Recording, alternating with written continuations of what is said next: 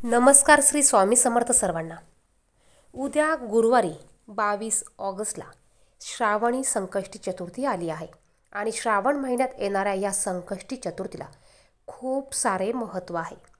संकष्टी चतुर्थी ही गणपती बाप्पांना समर्पित आहे आणि म्हणूनच आपल्याला या दिवशी चुकूनही या 3 भाज्या खायच्या नाहीये, नाहीतर आयुष्यभर आपल्याला गरिबी, अडचणी, संकटांना सामोरे जावे लागू शकते।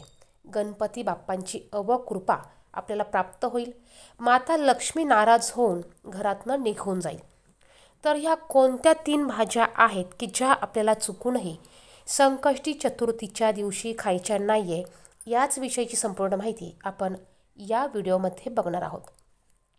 व्हिडिओला सुरुवात करण्यापूर्वी तुम्ही जर का चॅनलवर नवीन असाल तर असेच माहितीची व्हिडिओ बघण्यासाठी चॅनलला सबस्क्राईब करा आणि बाजूच्या बेल आयकॉनला प्रेस करा। श्रावण महिना हा भगवान शंकरांना समर्पित आहे। संपूर्ण श्रावण महिन्यात महादेवांची पूजा केली जाते आणि अशा या श्रावण महिन्यात येणाऱ्या संकष्टी चतुर्थीला देखील तितकेच महत्त्व आहे। कारण श्री गणेश हे महादेवांचे पुत्र असल्यामुळे या दिवशी आपल्याला गणपती बाप्पांबरोबर महादेवांची देखील पूजा करायची आहे। हिंदू धर्मात संकष्टी चतुर्थीला विशेष महत्त्व असते। प्रत्येक महिन्यात 2 चतुर्थी येत असतात। कृष्ण पक्षात येणाऱ्या चतुर्थीला संकष्टी चतुर्थी आणि शुक्ल पक्षात येणाऱ्या चतुर्थीला विनायक चतुर्थी म्हणतात।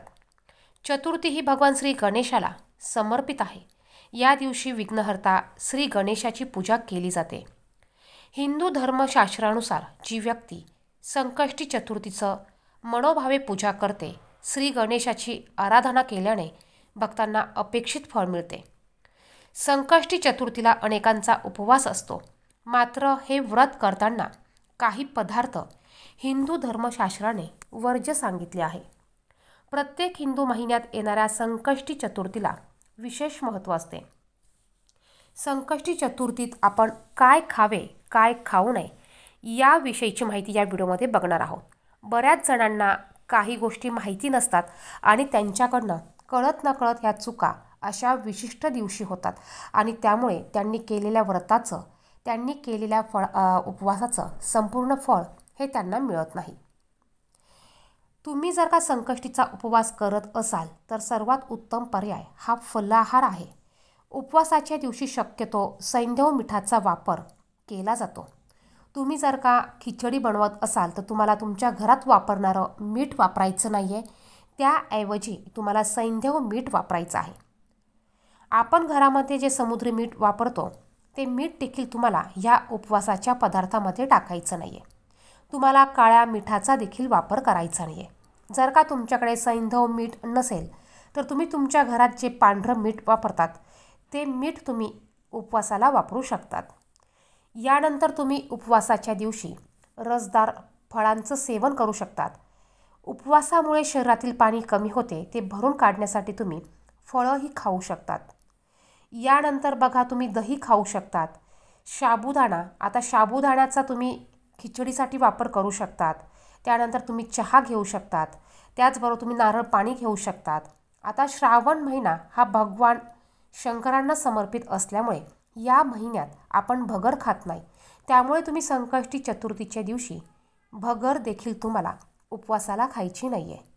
त्याचप्रमाणे तुम्ही इतर सर्व फळे या उपवासाला खाऊ शकतात, परंतु तुम्हाला फणस चुकूनही या दिवशी खायचं नाही आहे किंवा फणसापासून बनवलेले कोणतेही पदार्थ तुम्हाला संकष्टी चतुर्थीला खायचे नाही आहे। त्याचबरोबर बघा, संकष्टी चतुर्थीचा उपवास तुम्ही करत असाल किंवा नसाल तरी देखील तुम्हाला जे पदार्थ मी सांगत आहे हे पदार्थ देखील तुम्हाला खायचे नाही आहे। बघा, जे जमिनीखाली पदार्थ उगवतात जसं की गाजर, बीट, मुळा, कांदा, हे खाण्यास तुम्हाला मनाई आहे। हे पदार्थ देखील तुम्हाला चुकूनही खायचे नाही आहे।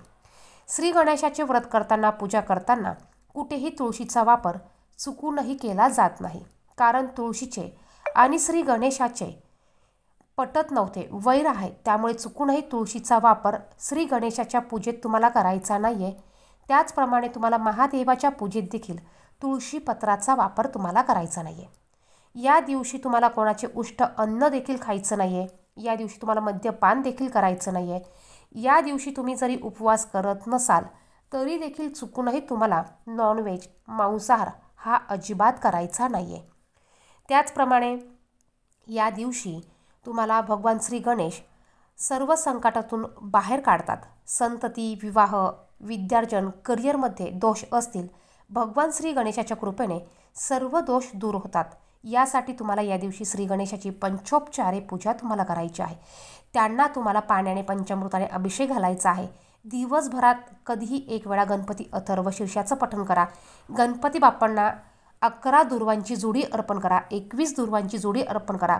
यामुळे तुमच्या वैवाहिक जीवनात सुख समृद्धी येते, घरातील अडचणी अडथळे दूर होतात. गणपती बाप्पांना लाल जास्वंदाचं फूल आवर्जून अर्पण करा.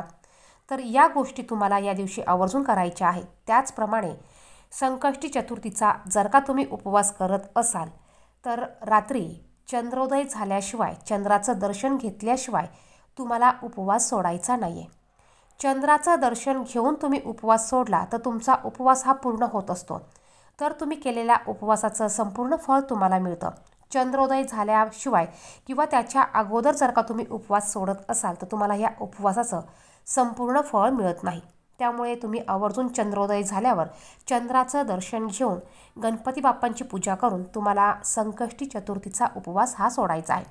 तर पहा, या दिवशी आपल्याला चुकूनही फणस सेवन करायचं नाही आहे. त्याचप्रमाणे भगर सेवन करायची नाही आहे. त्याचप्रमाणे जमिनीखाली उगणारे पदार्थ जसे की गाजर, बीट, मुळा, कांदा या पदार्थांचं देखील तुम्हाला या दिवशी सेवन करायचं नाही आहे. तर बघा, ह्या गोष्टींचं जर का तुम्ही पालन केलं तर आपण केलेल्या पूजेचं, व्रताचं संपूर्ण फळ आपल्याला मिळतं. त्याचप्रमाणे श्री गणेशाची कृपा, आशीर्वाद आपल्याला प्राप्त होतात. तर या गोष्टी आपल्याला लक्षात ठेवून या दिवशी हे व्रत करायचं आहे.